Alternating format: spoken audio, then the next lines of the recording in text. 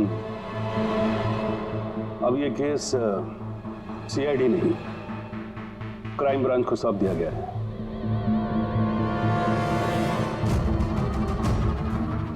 अब भी सफाई में कुछ कहना चाहते हो?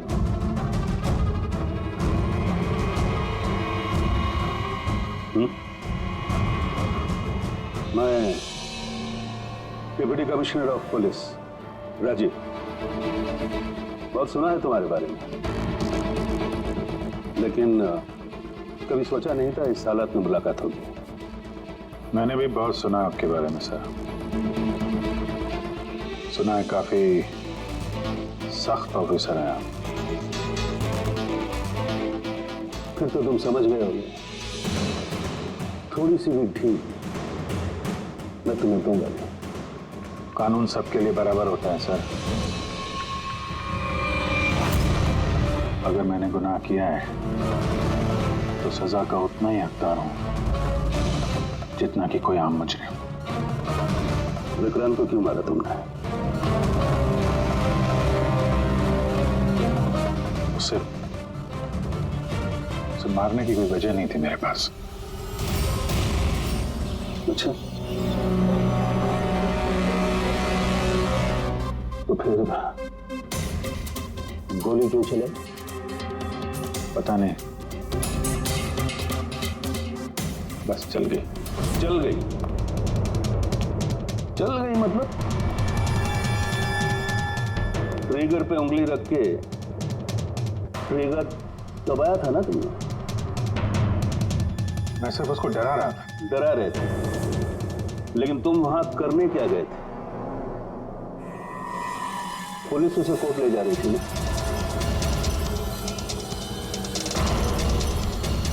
मेरे वहां होने की वजह जानने के लिए आपको सर मेरा और विक्रांत का इतिहास जानना होगा। बरसों से 36 का आंकड़ा चल रहा है हमारा। कई बार वो मेरे हाथ आते आते रह गया, लेकिन इस बार मैंने उसे पकड़ लिया।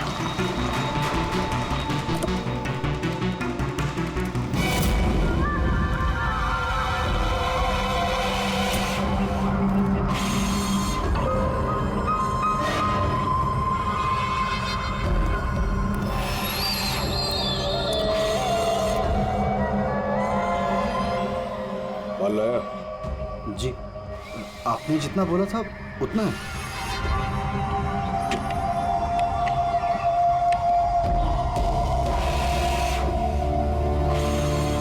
गुड। अगला कंसाइनमेंट अगले महीने की 5 तारीख को। जी। पैसे? गाड़ी में।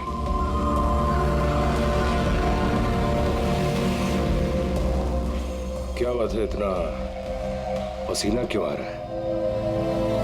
पसीना? नहीं तो। जिस स्कूल में तुझे एडमिशन नहीं मिला था ना, उस स्कूल का हेडमास्टर था मैं। क्या छुपा रहा है? नहीं, कुछ भी नहीं। ओह, तो ये बात है। किसने भेजा? सीआईडी को बुलाया तूने? विक्रांत को धोखा देना बहुत महंगा पड़ेगा तुझे।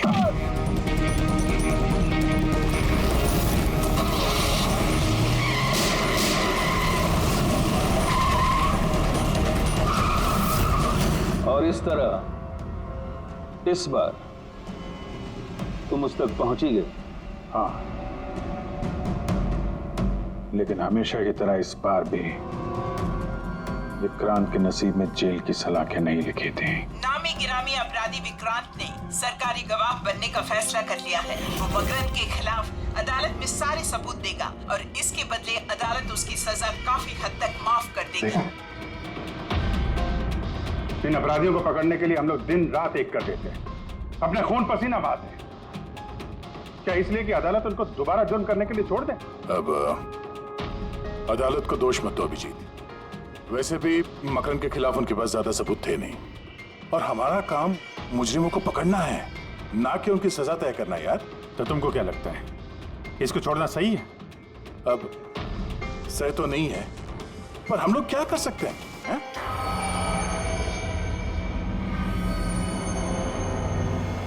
कर सकते हैं दया, बहुत कुछ कर सकते हैं। बहुत बड़े बड़े मुजरिम देखे हैं मैंने सर, पर ये विक्रांत कुछ अलग ही था। हर बार कुछ ना कुछ करके बच ही जाता। तो इस बार उसका बच निकलना तुम्हें मंजूर नहीं था, क्यों? यही बात है ना? ठीक समझा। इसलिए जब मुझे पता चला कि इस केस का इंचार्ज मेरा पुराना दोस्त मुरली है, तो विक्रांत से मिलना है मुझे। यार सिर्फ 10 मिनट।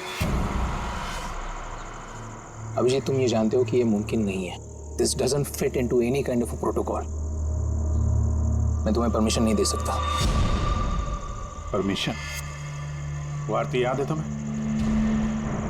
बीकॉम सेकेंड ईयर की स्टूडेंट, कैसे तड़पा तड़पा के मारा था उसने। किसने परमिशन दी थी उसे ऐसा करने के लिए? और वो 80 साल की बूढ़ी औरत जिसे आंख से दिखता नहीं था, उसके हाथ पांव काट दिए थे उसने। एक 8 साल के बच्चे तक को। अभिजीत, मैं उसकी पूरी केस हिस्ट्री को जानता हूं। फिर तुम ये भी जानते होगे किसी भी जेल में 15-20 दिन से ज्यादा नहीं टिकता ये विक्रांत। यार मेरा उससे मिलना बहुत जरूरी है। एक लड़की का किडनैप हो गया, पिछले 2 महीने से नहीं मिल रही है। सिर्फ विक्रांत जानता है कहां है वो। यह लड़की की जिंदगी का सवाल है, समझो यार, सिर्फ 10 मिनट। ठीक है, लेकिन सिर्फ और सिर्फ 10 मिनट। तो इस तरह तुम विक्रांत के कैंप तक पहुंचे, लेकिन तुम्हें तो सिर्फ उस लड़की के बारे में जानना था ना? ये सब कैसे हो? ये सच है सर, मैं सिर्फ लड़की के बारे में जानने गया था। मगर 5 मिनट का टाइम दे रहा हूं, दिमाग पे जोर डाल ले और अच्छी तरीके से हिला ले। आरजू कहां है? आरजू? कौन सी आरजू? किसकी आरजू? मैं नहीं जानता किसी आरजू को। वही लड़की जिसे तूने किडनैप कर रखा है। ओह सॉरी, भूल गया था। कहां रखा उसे? जानता है अभिजीत, पिछली बार भी मैंने एक लड़की को किडनैप किया था, फिर भूल गया था। फिर अचानक 2 महीने के बाद मुझे याद आया, तो फिर जाकर देखा कि उसकी लाश कुर्सी से बंधी हुई थी और उसकी लाश पर मक्खियां भिनभिना रही थी। और अब आरजू का भी वही हाल होने वाला है। ऐसा कुछ नहीं होगा।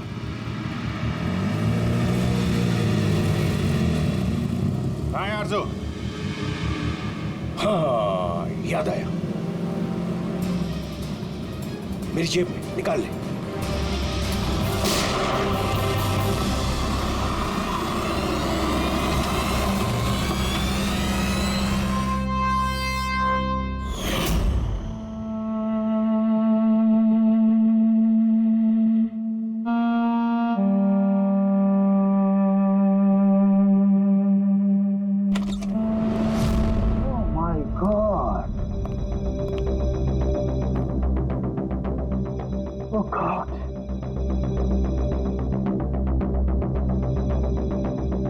मुझे तुम जैसे जिम्मेदार ऑफिसर से ये उम्मीद नहीं थी मुरली।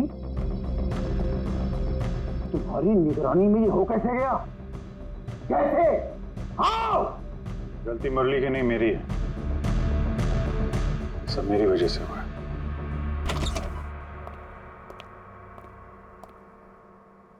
वाह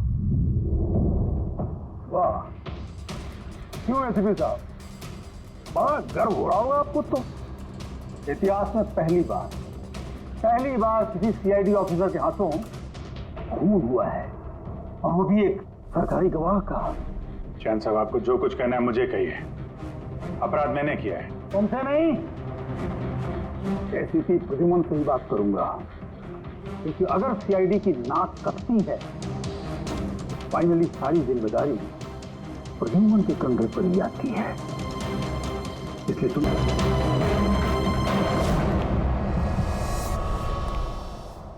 कैसे हुआ ये सब? पता नहीं सर कैसे हो गया। मैं तो सिर्फ उसे गन दिखा के डरा रहा था सर। गोली चलाने का कोई इरादा नहीं था सर मेरा। अच्छा। तो तुम सिर्फ गन दिखा रहे थे, हाँ? और गन अपने आप चल गई। तुम सीआईडी ऑफिसर हो या कोई नौसिखिए, आई मीन एमेच्योर शूटर। मैं पहला सवाल, तुम वहां गए क्यों थे? जब कानून अपना काम कर रहा था तो तुमसे किसने कहा था टांग अड़ाने के लिए? जैन जी प्लीज, आप जरा शांति से बात कीजिए। अभिजीत एक सीआईडी ऑफिसर है, कोई राह चलता आदमी नहीं। देखो, अभिजीत मेरे लिए सिर्फ और सिर्फ एक मुजरिम है, मकरंद की तरह। हाँ, वैसे कितने रुपए लिए तुमने मकरंद से विक्रांत को मारने के लिए?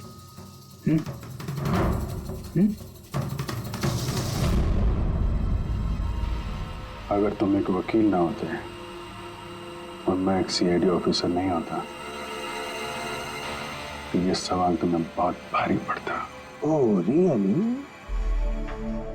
देखो देखो देखो देखो, ऐसे थे प्रदुमन, इसके तेवर तो देखो, फोन करके बैठा है और मुझ जैसे लॉयर को, सीनियर लॉयर को धमकी दे रहा है। ऐसे चार्जेस लगाऊंगा, ऐसे चार्जेस लगाऊंगा, आप जन्म तक जेल में बैठ के सोओगे। यही एक चीज हो गए तुम वहां।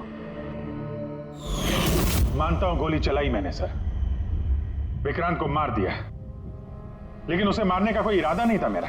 खून से खून होता है अभिजीत, इरादा चाहे कुछ भी हो, गलत या सही कोई फर्क नहीं पड़ता। अदालत में ये सब काम नहीं आए हैं।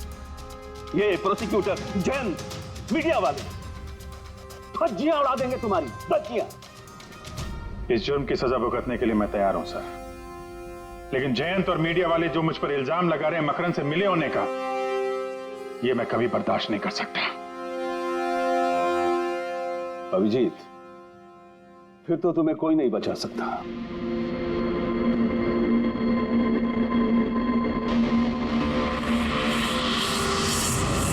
सारे सबूत और गवाह अभिजीत के खिलाफ है। यानी कोई उम्मीद नहीं है सर? कैसे उम्मीद है? अभिजीत ने खुद कन्फेस किया है कि गोली उसी ने चलाई।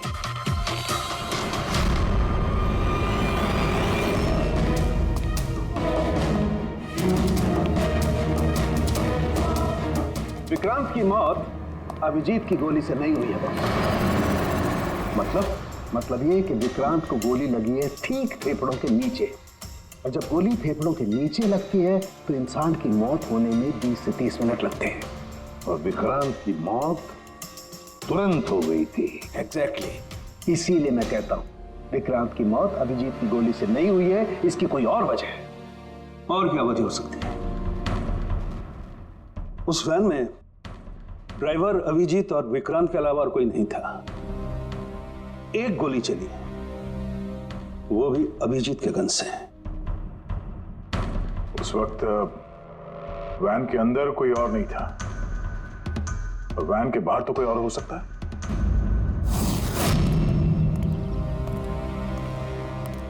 अभिजीत, उस वक्त गाड़ी के बाहर कोई था जिस वक्त गोली चली? नहीं, एक्चुअली पता नहीं, क्योंकि मेरा पूरा ध्यान तो विक्रांत पे था। अभिजीत, ठीक से याद करके बताओ, गोली चलने से पहले क्या हुआ था? कुछ अजीब हुआ था? कुछ भी? गोली चलने से पहले मैं विक्रांत से बात कर रहा था और हाँ, अचानक वैन को झटका लगा, गाड़ी हिल गई और विक्रांत भी थोड़ा गिर गया और मेरा भी संतुलन बिगड़ गया और गोली चल गई। एक मिनट, झटका लगा? किस तरह का झटका? जैसे सड़क पे अचानक से कोई गड्ढा आ गया, पूरी वैन हिल गई। लेकिन यहाँ तो सड़क बिल्कुल ठीक है, दूर दूर तक कहीं कोई स्पीड ब्रेकर भी नहीं है, स्मूथ। यहाँ गड्ढा कैसे आ सकता है? हाँ साहब, झटका लगा था, मेरी पूरी वैन यूं दाईं तरफ मुड़ गई।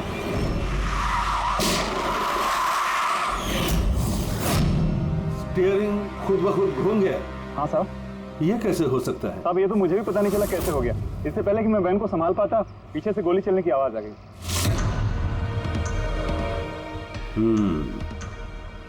स्टीयरिंग व्हील का खुद ब खुद मुड़ जाना, गोली अपने आप चल जाना, सड़क पे कोई गड्ढा भी नहीं है। आखिर यहां हुआ तो क्या हुआ?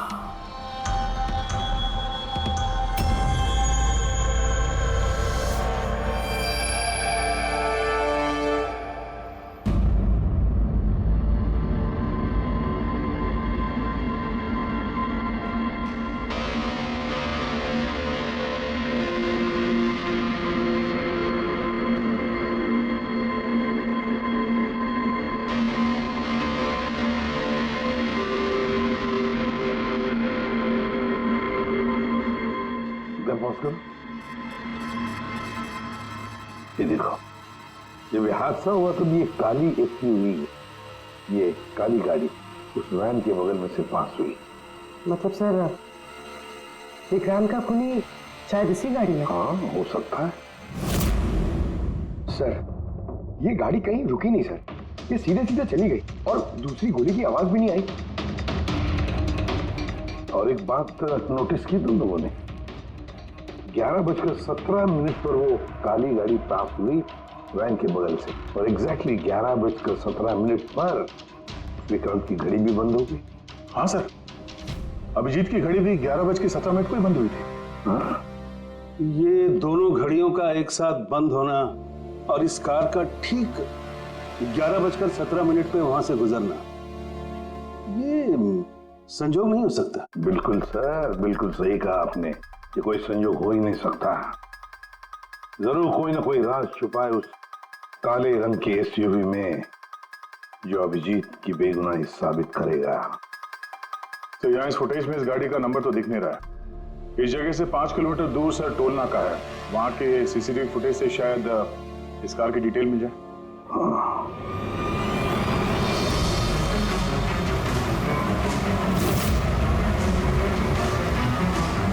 अगर वो गाड़ी टोल नाका से गुजरी ही नहीं तो यहीं कहीं आसपास होनी चाहिए, इसी इलाके में। सर, वो देखिए, काले रंग की कार।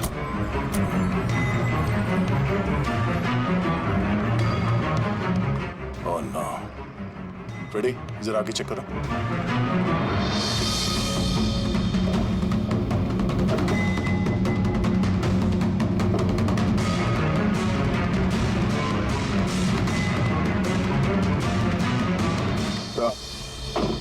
ये वही काली एसयूवी है, जला दी गई है। मतलब गाड़ी में ऐसा जरूर कुछ था जो खूनी मिटाना चाहता था। सर, ना तो नंबर प्लेट दिख रही है और ना ही चेसी नंबर, सारे सबूत मिटा दिए मुजरिम ने।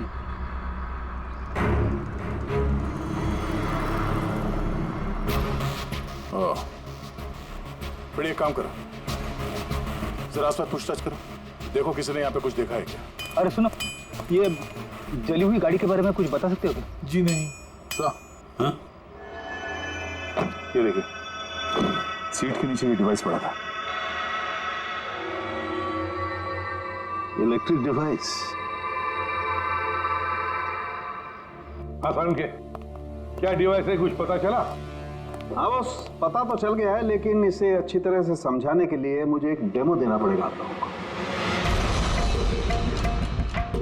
मान लीजिए कि ये विक्रांत है और हम इसे मारना चाहते हैं, लेकिन हम इसके करीब नहीं जा सकते, तो फिर इसे कैसे मारा जाए?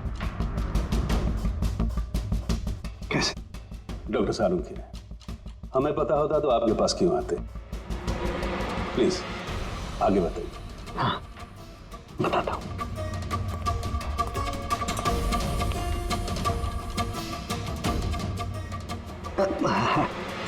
आप थोड़ा पीछे हट जाइए प्लीज। Thank you.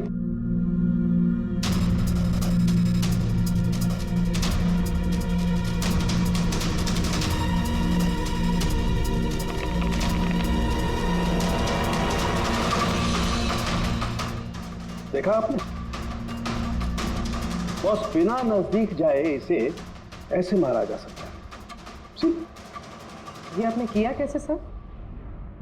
क्योंकि जैसे ही हमें इस डिवाइस के बारे में पता चला, हमने विक्रांत के पुराने मेडिकल रिपोर्ट्स मंगवाए जेल में से। ये स्कैन 2 महीने पुराना है और ये वाला स्कैन ये हमने कल रात को लिया उसके मरने के बाद।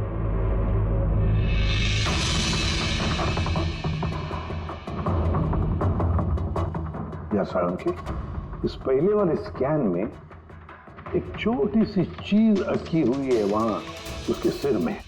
वही चीज इस 2 महीने बाद वाले स्कैन में शिफ्ट हुई है, हिल गई है, पीछे आ गई है। और ये छोटी सी चीज एक शार्पनेल है बॉस, यानी गोली का छोटा सा टुकड़ा। और फिर ये शार्पनेल वहां से इस तरफ शिफ्ट हो गया, जिस वजह से विक्रांत की सबड्यूरल हेमेटोमा यानी ब्रेन ब्लीडिंग की वजह से मौत हो गई। पर ये शार्पनेल अपनी जगह से हिला कैसे? उसी डिवाइस की वजह से जो हमें जलती हुई गाड़ी में से मिला।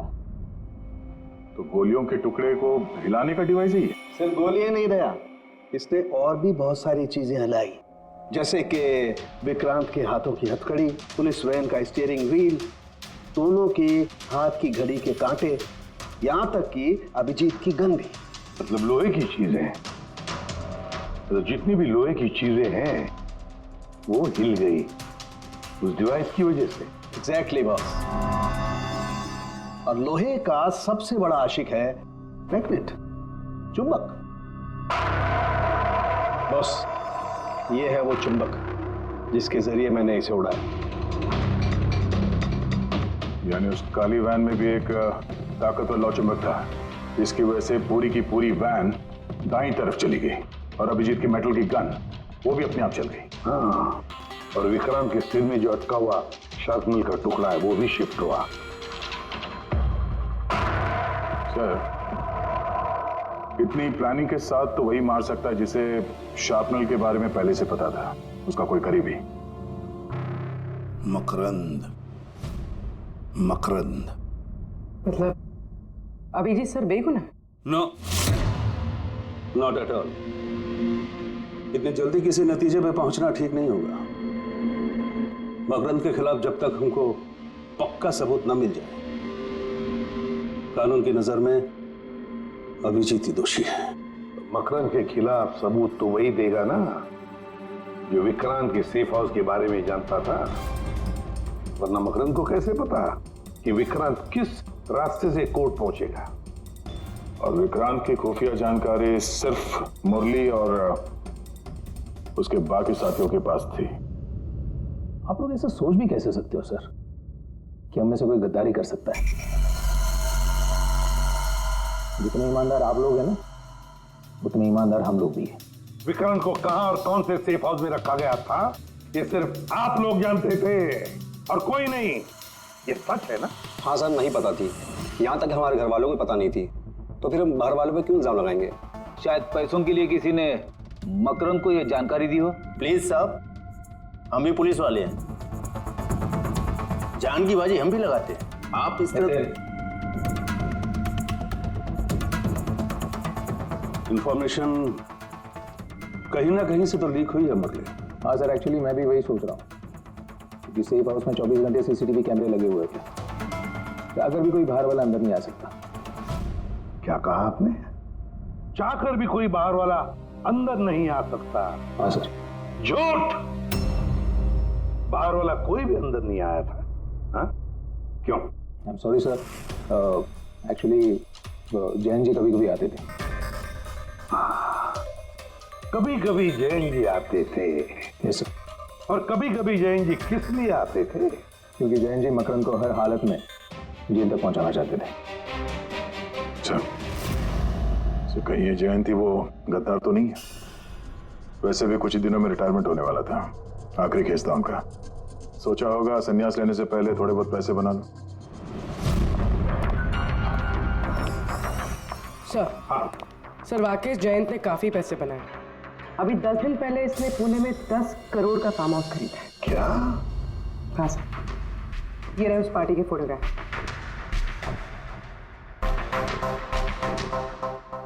एक मिनट, माय गॉड, दया पहचाना इसे?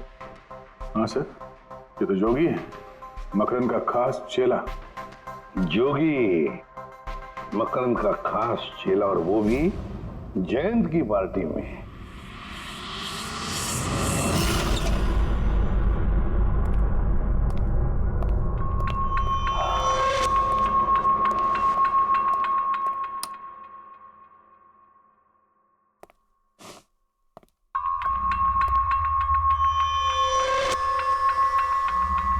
तुम यहां कैसे, और मेरे घर में घुसे कैसे? हाँ? मुजरिमों को उनके बिल से निकालने के लिए बिल के अंदर तो घुसना ही पड़ता है जैन साहब। मुजरिम मुजरिम मैं हूं या तुम? मैं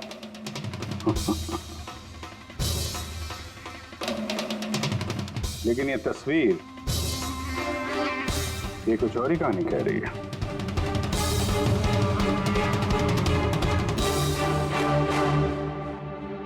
नो, आई डोंट नो, मैं नहीं जानता। नहीं जानते? कमाल है, बहुत भोलेपन का नाटक कर रहे हो जैन साहब। मकरंद के पैसों से ये फार्म हाउस खरीद लिया और अब उसके चेले जोगी को पहचानने से भी इनकार कर रहे हो। What nonsense! कौन जोगी, कैसा जोगी? मैं किसी जोगी वोगी को नहीं जानता था। अगर नहीं जानते तो ये जोगी तुम्हारी पार्टी में क्या कर रहा था? देखो, मेरी पार्टी में 400 से ज्यादा लोग आए थे। अब मैं हर एक को तो नहीं पहचानता ना। और रहा सवाल मेरे फार्म हाउस का, तो मेरी जिंदगी भर की खून पसीने की कमाई है, समझे? मकरंद की बात कर रहे हो ना तुम? वो देखो, उस केस में उसके खिलाफ सारे सबूत मौजूद हैं। विक्रांत ने मरने से पहले मुझे सारे सबूत सौंप दिए थे। मकरंद को तो मैं फांसी पर लटकाऊंगा और साथ में तुम्हें भी। लाइट हो क्या हुआ? स्विच तो ऑन है, हुआ क्या लाइट को?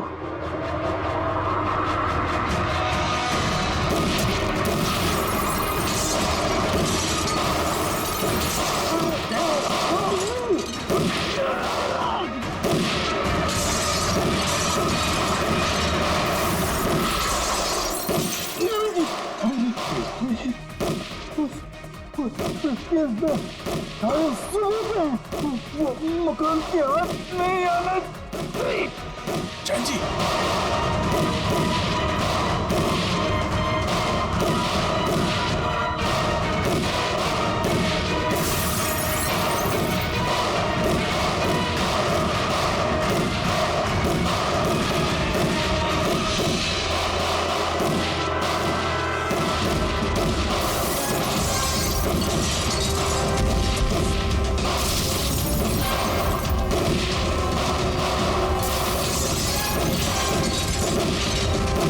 कमाल कर दी तुमने अभिजीत, वाकई कमाल कर दी। पर पूरी मीडिया तुम्हारे जान के पीछे पड़ी है, अब तो उनको लॉटरी लग गई। अब कह रहे जयंत का खूनी अभिजीत है। सर, उनके कहने से क्या होता है? आपको पता है मैं निर्दोष हूं सर। लेकिन तुम्हें वहां जाने की जरूरत क्या थी? जैन के घर में, वहां के सीसीटीवी कैमरे में साफ दिख रहा है कि जैन के मौत के वक्त तुम वहां थे। अब सिर्फ इतना ही नहीं, अब तो पूरी सीआईडी टीम पर इल्जाम लगा रहे हैं कि हम तुम्हें बचाने की कोशिश कर रहे हैं। इल्जाम तो लगेगा ही ना प्रद्युमन। जयंत मकरंद के खिलाफ नया सबूत पेश करने वाला था अदालत में, और ठीक एक दिन पहले उसकी मौत हो गई। हाँ, लेकिन वो सबूत मुजरिमों का हाथ नहीं लगा सर। मैं लेके आया। जैन से मरने से पहले मुझे ये सारे सबूत सौंप दिए। ये सबूत, ये फोटोग्राफ्स, ये पेपर्स, ये सबूत काफी नहीं है मकरंद को अदालत में सजा दिलवाने के लिए। काफी नहीं है ये सबूत। तो वो पेनड्राइव से कुछ पता चल सकता है ना?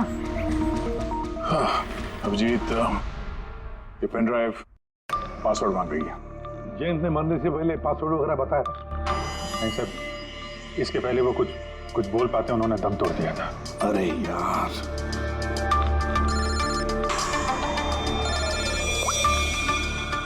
हेलो, हाँ पूर्वी। अच्छा, ओके, ठीक है, चल। पता चल गया जोगी को जैन जी की पार्टी में कौन लेके गया था। कौन लेके गया था? खुद जैन जी की पीए सोनल।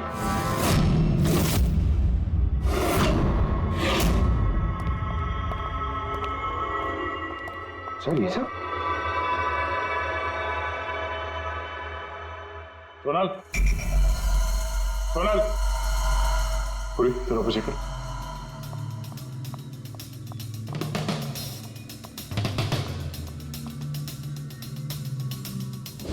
Sonal,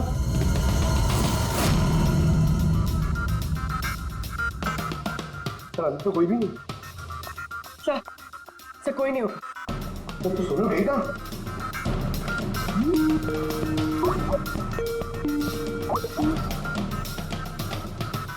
video call?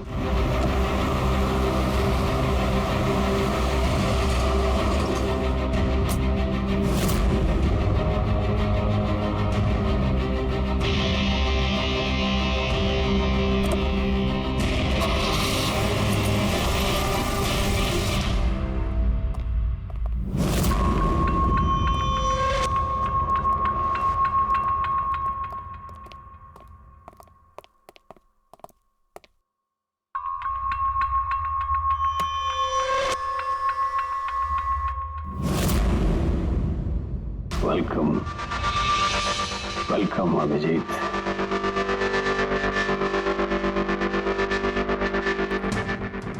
मकरंद के आशियाने में तुम्हारा स्वागत है।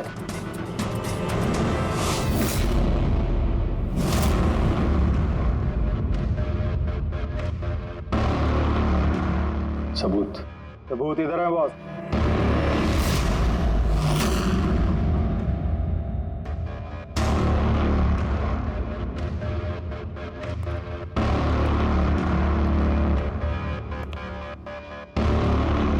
मकरंद, सबूत तुम्हें मिल चुका है, अब सोनल को जाने दो।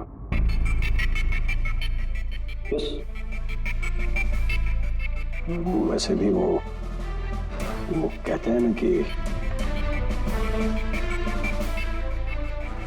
मरने वाले की अंतिम इच्छा अधूरी नहीं रहनी चाहिए। सोनल को बुलाओ।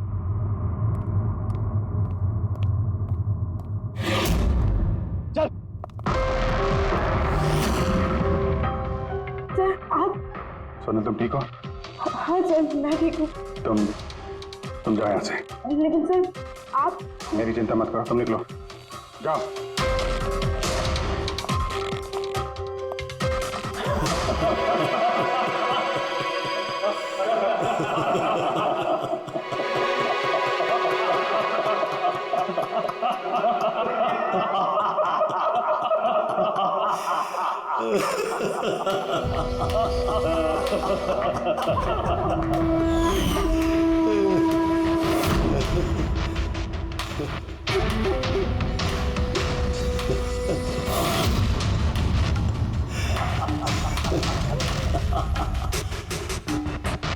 सोनल, तुम भी मानते हो ना मेरे दिमाग को? तुम सीआईडी वालों को भी मैंने चकमा दे दिया।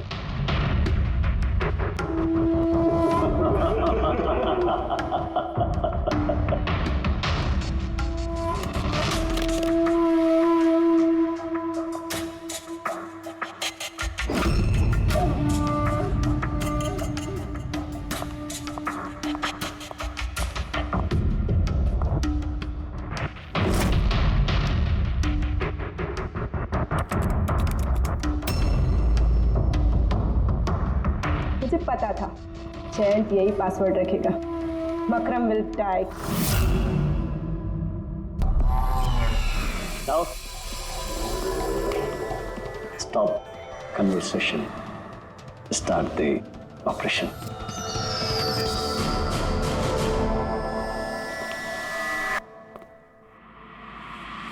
मरने का टाइम हो गया।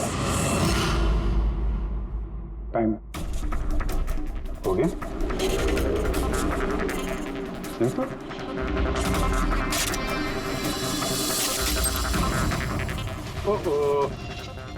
मैग्नेट तुम लोगों को क्या लगा चुंबक को हथियार बनाना सिर्फ तुम लोगों को आता है?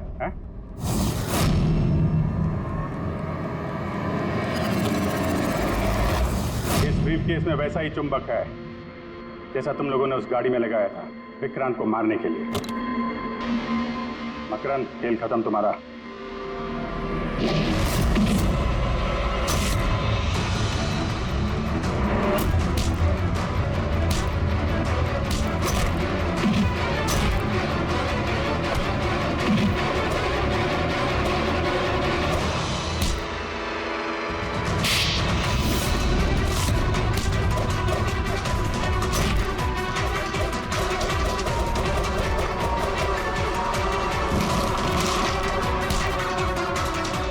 पैसों के लिए अपने बॉस को धोखा दिया? हाँ?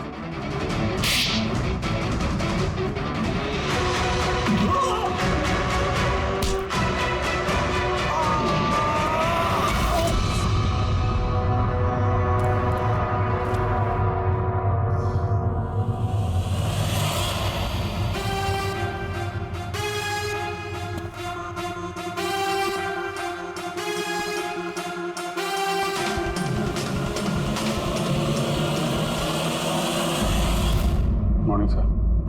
कॉन्ग्रेचुलेशन अभिजीत, फाइनली तुम पर लगे सारे इल्जाम आज धुल ही गए और एक बार फिर उसी गर्व के साथ तुम सीआईडी की ड्यूटी ज्वाइन कर सकते हो। Thank you sir. सर, हमने आरजू को बचा लिया सर। मकरंद के साथियों को पता था कि विक्रांत ने उन्हें कहाँ कैद करके रखा था, बस अब जयंत जी का सपना पूरा नहीं हो पाया मकरंद को जेल भेजने का। चलो जो भी है, all well that ends well.